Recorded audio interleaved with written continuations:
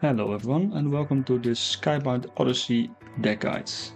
I bring you today two decks, one being Sigismar and the other one being Sol, with highlighting the Skybound Odyssey name card.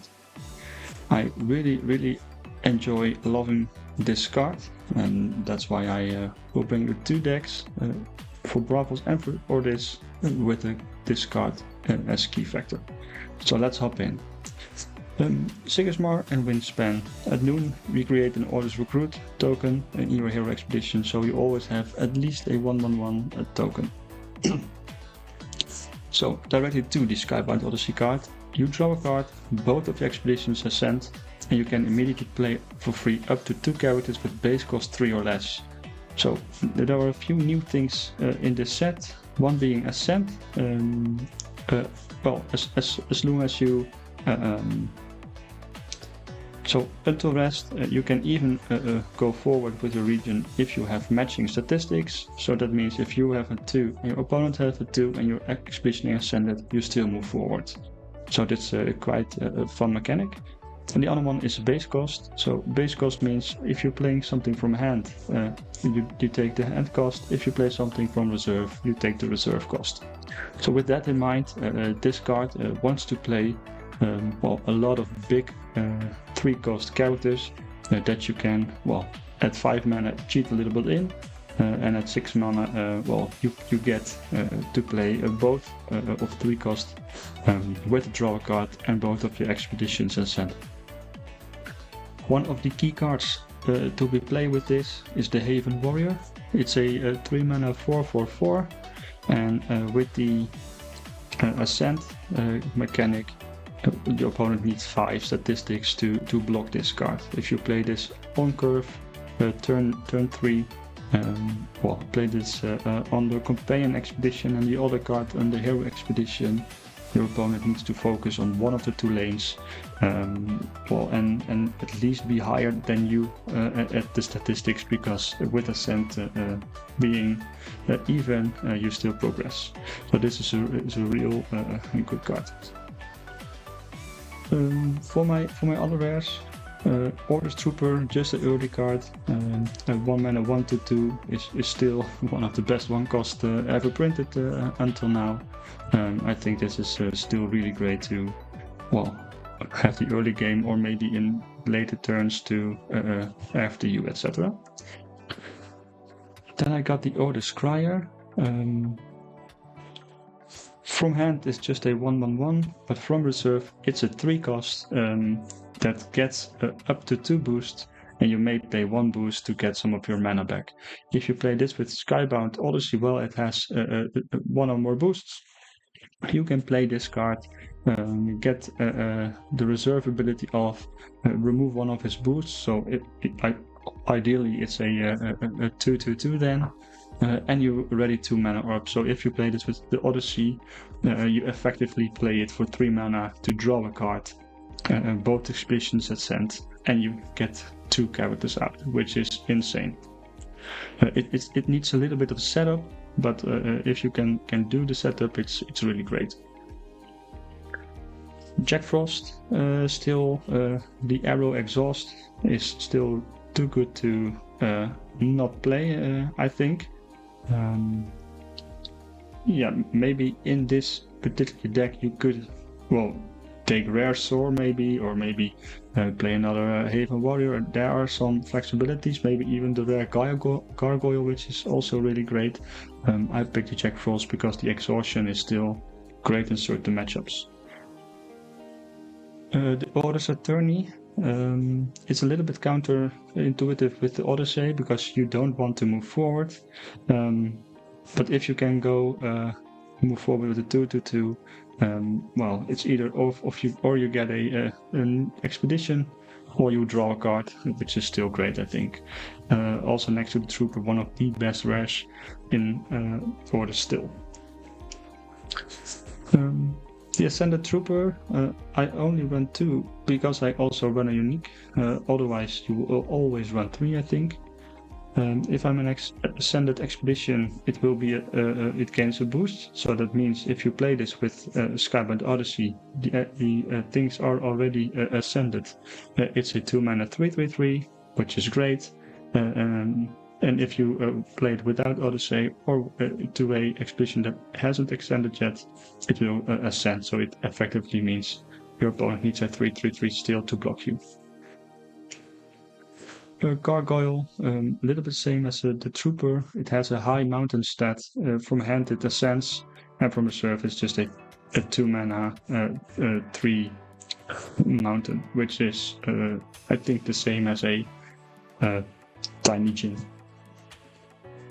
which effectively is actually blocking that as well. The Sandman, from hand, it will be able to gain something asleep. Maybe you want to target your own token or that you created by Sigismar. Maybe you need that 2/0 from your opponent. It's great to use as well with the Skybound Odyssey because you sleep something from your opponent. Both expeditions ascend, you draw a card, you give something asleep. It's really great card in this matchup. Same counts for Order Spy. I think the 3 mana is in most matchup now, well, not that great. But with Skybound Odyssey, you get a 2/2 in an Ascended Expedition, which gets the edge, and you can sabotage as well. So I think this is still a good card in Skybound Odyssey deck. Then we have the Aegis Templar. It's a 3-cost for 2/3. As soon as it leaves the expedition, it gets still a token on the field, which is of course great for the day after you play this one with Odyssey. And if you just play it for the scout cost, you're also still very happy for 1 mana 1/1/1. It's a flexible card. It's a great card to have.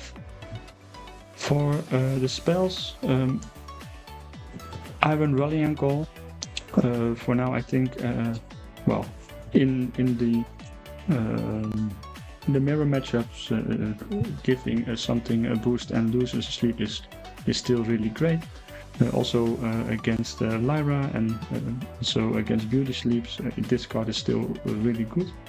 The standard removals, Teamwork Training and License Withdrawal, remove everything you want to remove, and this is the core of my deck. Quickly, I want to run as well 3-cost uniques to have as much stats as possible. This trooper will, do a lot. For me, it's from hand. You get 2 targets in play, get each boost, specifically Odyssey, which creates an Ascended Expedition. And from reserve, it can, even get a boost itself or ascend the expedition, so the arrow ability will trigger anyway. My messenger, if one of my expeditions ascended, I create an Aerith token, and I thus if your hero expedition is behind, draw a card.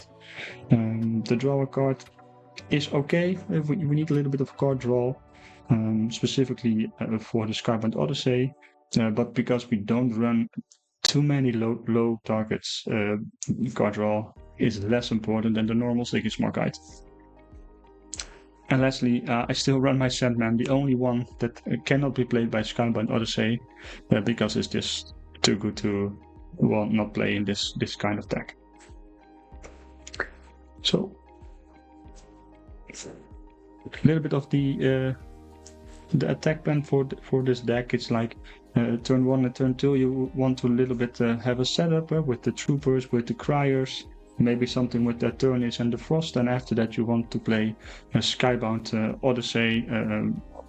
Make sure that you play something from reserve, otherwise you will get your reserve full, because Odyssey isn't fleeting, so it will go to the reserve, and if you play 2 cards from hand, you have 3 cards from reserve, you need to discard something, which always feels a little bad.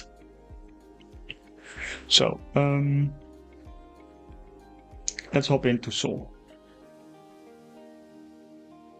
So next we have Sol and Halua. Also, this is a Skybound Odyssey deck. We run a lot of 3-cost characters to help get the the deck in. Skyward Odyssey is exactly the same in the rare as the common is for Ordis. Well, let's jump in to the deck. Again, we run here the rare Haven Warriors. The 3 mana 4/4 with Ascent is really strong.